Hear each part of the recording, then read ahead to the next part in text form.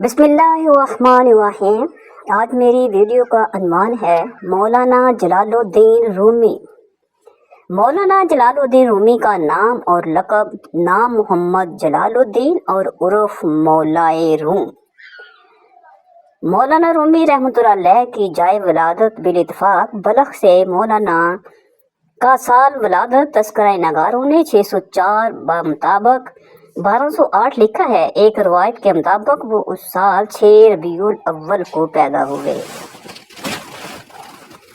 مولانا روم کے والد کا نام بھی محمد تھا اور لقب بہاؤالدین ان کا وطن بلخ تھا۔ اپنے علم و فضل اور تقوی کی وجہ سے ان کا شمار اس دور کے سر آمد روزگار پیشوایان دین میں ہوتا تھا۔ بہاؤالدین کی والدہ سلطان محمد خوارزم شاہ کی بیٹی تھی۔ اس لحاظ سے مولانا روم کے خون میں شاہی خون بھی شامل ہو گیا تھا۔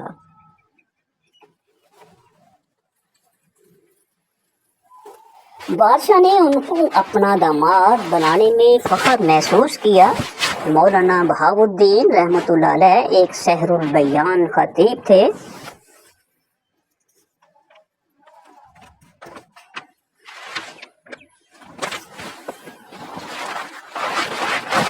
مولانا بہاؤالدین رحمۃ اللہ علیہ سحر البیان خطیب تھے۔ سلطان محمد خوارزم شاہ یوں تو مولانا بہاؤالدین رحمۃ اللہ علیہ کا موتقد تھا اور گاہے بگاہے ان کی خدمت میں حاضر ہوا کرتا تھا، لیکن عوام الناس میں ان کی بے پناہ مقبولیت کو دیکھ کر اس کے دل میں کچھ بدظنی سی پیدا ہو گئی۔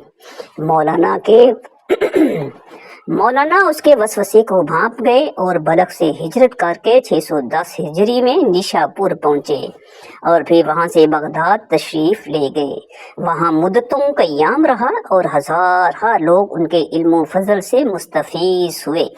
چند سال بعد ان کا دل بغداد سے اچاٹ ہو گیا اور وہاں سے براہ حجاز آک شہر پہنچے۔ یہاں 1 سال قیام کیا اور پھر اعلاندہ جا کر سکونت اختیار کی۔ وہاں ان کے قیام کو 7 برس گزر گئے تو عرض روم ایشیا کوچک سے سلجوق کی فرما روا علاء الدین کی کبات نے ان کو باسرار کونیا آنے کی دعوت دی۔ شیخ نے اس کی دعوت قبول کر لی اور لارندہ سے کونیا کو روانہ ہوئے۔ کونیا کے باہر سلطان علاء الدین نے بڑی شان و شوکت اور گرم جوشی سے ان کا استقبال کیا اور ان کے گھوڑے کے ساتھ پیادہ پاد چل کر شہر کے اندر لایا۔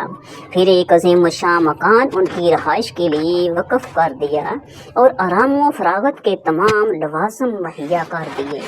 سلطان اکثر مولانا کی خدمت میں حاضر ہوتا تھا اور فیض صحبت اٹھاتا تھا۔ جب شیخ بہاؤالدین کو کونیا میں قیام کیے ہوئے 3 برس گزر گئے تو وہ مرض الموت میں مبتلا ہوئے اور 18 ربیع الثانی 620 ہجری کو جمعے کے دن دائی اجل کو لبیک کہا۔ اس وقت مولانا روم کی عمر 24 برس کی تھی۔ 6-7 برس پہلے جب وہ اپنے والد کے ساتھ لارنند میں مقیم تھے، ان کی شادی ہو چکی تھی۔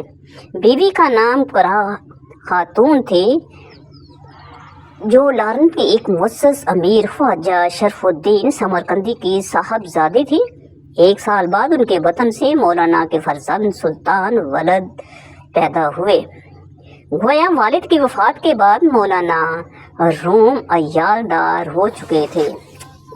مولانا نے ابتدائی تعلیم اپنے عظیم المرتبت والد شیخ بہاؤالدین سے حاصل کی۔ پھر والد نے مولانا کو اپنے ایک مریض سید برہان الدین موقی ترمذی کے سپرد کر دیا۔ وہ ایک بلند پایہ عالم اور صاحب طریقت بزرگ تھے۔ انہوں نے چند سال کے اندر اندر مولانا کو تمام علوم و فنون میں طاق کر دیا۔ شیخ بہاؤالدین نے جس سال وفات پائی اسے اگلے سال 629 ہجری میں مولانا روم اور دمشق تشریف لے گئے، جو اس زمانے میں ہر قسم کے علوم و فنون کے مرکز تھے۔ مولانا نے کئی برس تک مقیم رہ کر تحصیل علم حاصل کرتے رہے، یہاں تک کہ قرآن، حدیث، تفسیر، معقول، منطق، فلسفہ اور دوسرے تمام علوم درجہ کمال تک پہنچ گئے۔ उनके उस्ताद सैयद बुरहानुद्दीन भी अपने वतन त्रिमज से कोनिया आ गए। उन्होंने मौलाना को सीने से लगा लिया, फिर 9 बरस तक उनको तरीक़त और सलूक की तालीम देते रहे। 642 हिजरी का वाक़या है। एक दिन मौलाना एक हाउस के किनारे बैठे हुए थे, सामने किताबों का ढेर लगा हुआ था।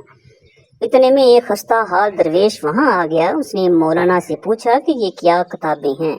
मौलाना ने कहा, चीज़ें अस्त के तूनी वानी, ये वो चीज़ है जिसको तुम नहीं जानते।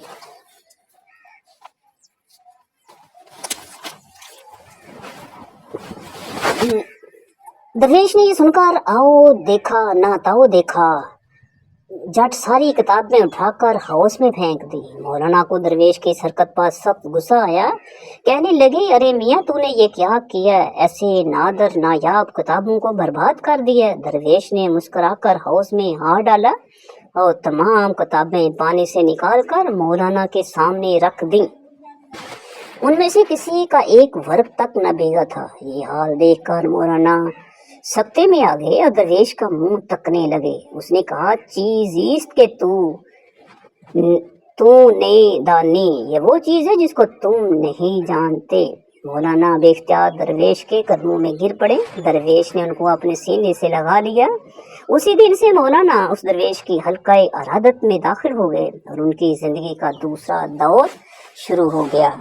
ये दरवेश शम्स तब्रेज़ थे। वो फिरका बातनिया के पेशवा क्या बुजुर्ग के खानदान से थे और अपना आबाई मसलक तरक करके एक अल्लाह रसीदा बुजुर्ग बाबा कमाल के मुरीद बन गए थे। उनकी निगरानी में हजरत शम्स ने बहुत जल्द तरीक़त और सलूक की मंजिलें तय कर लीं और मुर्शिद के मंजूर नजर बन गए। उन्होंने आम सूफियों की तरह पीरी मुरीदी का तरीका इख्तियार नहीं किया, बल्कि सौदागरों की वज़ा में सियाहत करते रहे। जहाँ जाते दखलिया में इबादत करते रहते और आम लोगों में खल्त मल्त होने से एहतराज करते। इबादत से कुछ वक्त मिलता तो उसमें अज़हार बंद बुन लेते और उन्हीं को बेचकर अपना पेट पालते। एक दफ़ा उनके मुर्शिद बाबा कमाल ने हुक्म दिया कि कोनिया जाओ, हाँ एक दिल सोखता रहता है और गर्म कर आओ। एक और रवायत में है कि एक दफ़ा उन्होंने खुद दुआ मांगी कि अल्लाह ही मुझे कोई ऐसा बंदा मिल जाए जो मेरी सोबत का मुतहम्मिल हो सके। गैब से इशारा हुआ कि रूम के पास जाओ। चुनाचे शम्स 642 हिजरी में कोनिया पहुंची और वहां के दिल सोख्ता से मुलाकात की। शम्स तब्रेज़ी से मुलाकात के बाद मौलाना उनके साथ सलाहुद्दीन ज़रक़ूब के हुजरा में चिल्ला कशी हो गए। बाइख्तिलाफ़ात रवायत 3 माह या 6 माह तक चिल्ला काटते रहे। उस मुद्दत में उन्होंने खाना पीना और लोगों से मिलना जुलना तर्क कर दिया था और सलाहुद्दीन ज़रक़ूब के सिवा किसी को हुजरे में दाखिल होने की इजाज़त नहीं थी। चिल्ला खत्म हुआ तो मौलाना की हालत में यकसर इनकलाब आ चुका था। उन्होंने दरसो तदरीस और वाज़ो के इश्तिगाल तर्क कर दिए, यहाँ तक कि लिबास में भी तब्दीली इख्तियार कर ली। पहले समाज से परहेज करते थे, अब उसके बगैर चैन न पड़ता था। उन सब पर मुस्तज़ा दिया कि हजरत शम्स से दम भर के लिए भी जुदा नहीं होते थे। लोगों को मौलाना के तगय्युर हाल पर बड़ा रंज हुआ। उनका ख्याल था कि सूरत हाल के जिम्मेदार शम्स रहमतुल्लाह अलैह हैं। अगर वो कोनिया से रुखसत हो जाएं तो मौलाना फिर अपने मशागल इख्तियार कर लेंगे। चनाचे वो हजरत शम्स के दर पे आज़ाद हो गए और उनके साथ गुस्ताखियाँ करने लगे। जब ये फितना अंगेजी हद से बढ़ गई तो एक दिन शम्स सबकी नजरें बचाकर दमिश्क कर चल दिए। हजरत शम्स के जाने के बाद मौलाना पूरे मशागल की तरफ क्या लौटते थे, उनकी हालत मुर्ग बिस्मिल की सी हो गई। फराक मुर्शद में रकत अंगेज शेर पड़ा करते, खाना पीना छूट गया और आम लोगों से तो क्या अपने खास मरीदों और खादमों से भी किनारा कशी इख्तियार कर ली।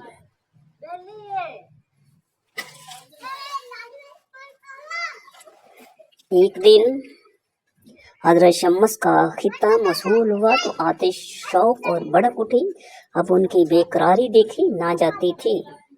جب ان کے جان کے لالے پڑ گئے تو شمس کو ازردہ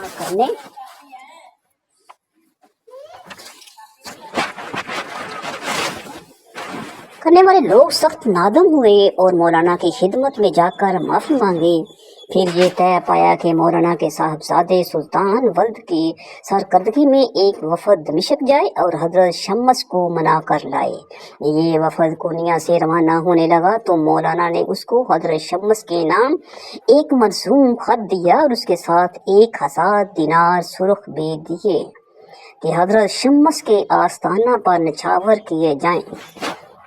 سلطان ولد وفد کو لے کر دمشق پہنچے اور حضرت شمس کو تلاش کر کے مولانا کا خط اور نذرانہ پیش کیا۔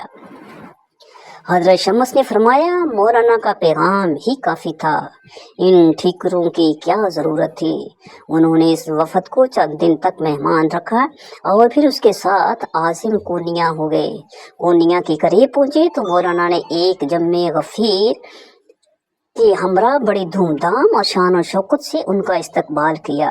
مرشد مرید بڑی دیر تک بغل گیر رہے اور اشک مسرت بہاتے رہے۔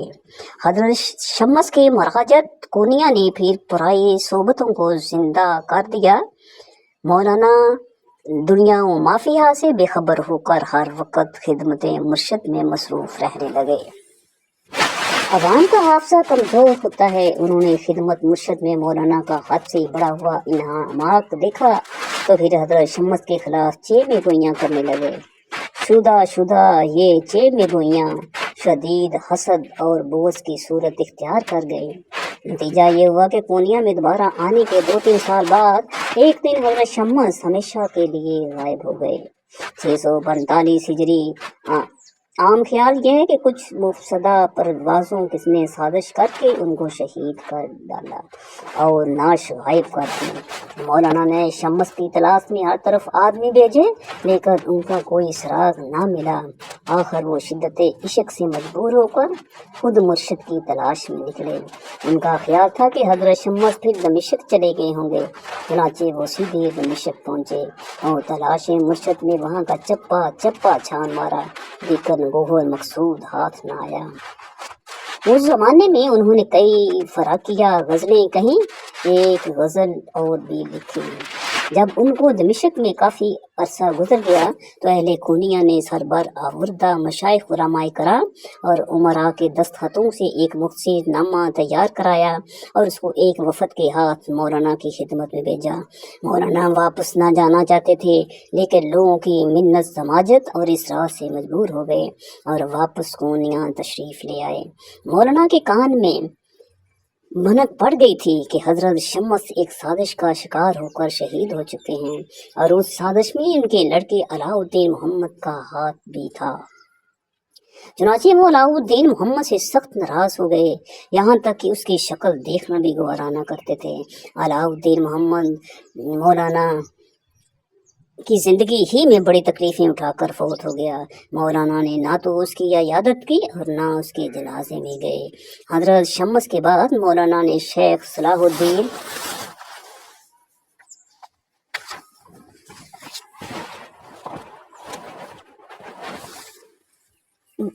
زرکوب رحمت اللہ علیہ کو اپنا محرم راس اور رفیق خاص بنا لیا۔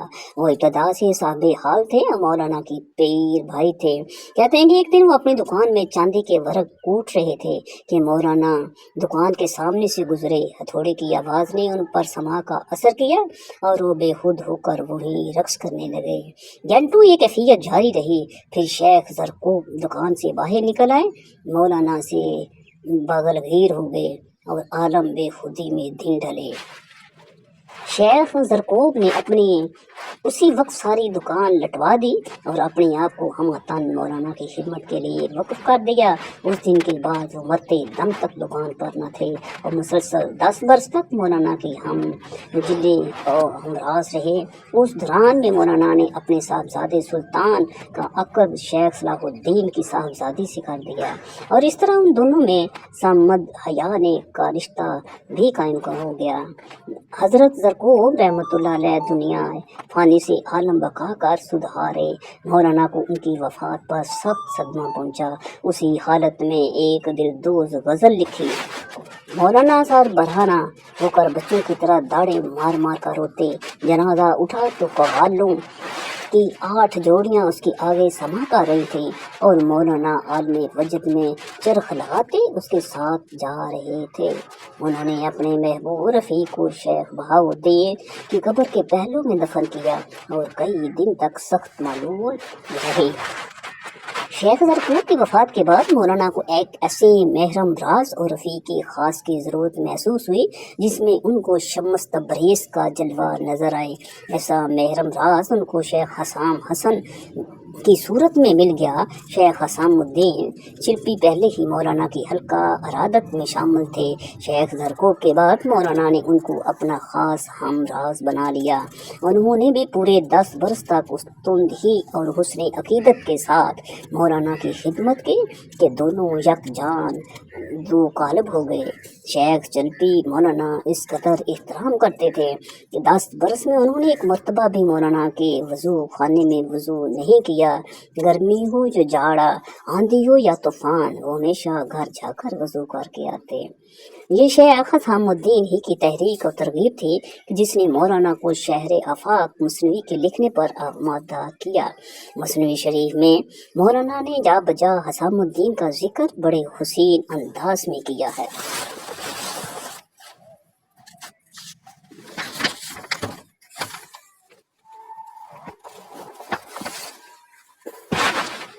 वो जब उनकी जिंदगी से मायूस हो गए तो पूछा कि आपकी नमाज जनाजा कौन पढ़ाएगा। फरमाया ये मौलाना सदरुद्दीन, वो शेख मुहीउद्दीन अकबर के शागिर्द और इल्म फजल की एतबार से ना सिर्फ कोनिया बल्कि रोम और शाम के तमाम उलामा में यगाना माने जाते थे। जानशीन के बारे में पूछा गया तो फरमाया हसामुद्दीन मेरी जगह संभालेगा। ये वसीयतें करके 5 जमादी उसाने 672 की शाम को वासिल बहक हो गए। मौलाना की रिहलत की खबर अहले कोनिया पर बिजली बनकर गिरी। घर घर में मातम बर्पा हो गया। सुबह को जनाजा उठा तो इंसानों का ठाठे मारता हुआ समुंदर उसके साथ था। उसमें अर्ज़े दूम का फरमारवा उमराए सल्तनत, जवान बूढ़े आलम हर किस्म के लोग बेशामिल थे। हद ये कि यहूद और नसारा भी तौरात और अंजील की आयतें पढ़ते और गिरिया जारी करते जनाजे के साथ थे। एक तरफ कव्वालों की 20 जोड़ियां समा में मशगूल थीं तो दूसरी तरफ बेशुमार हफाज और कुरान हकीम की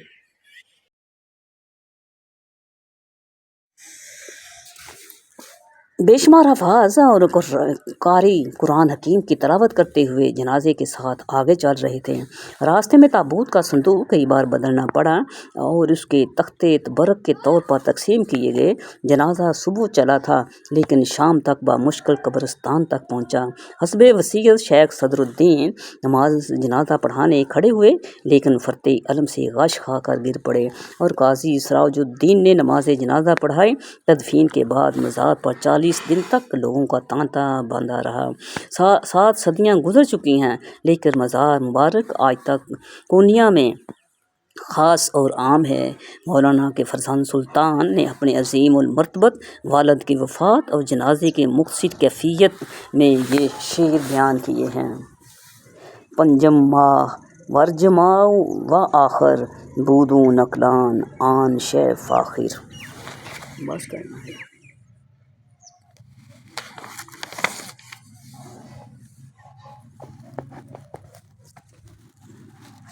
मौलाना के 2 फरजंद थे, सुल्तान वलद और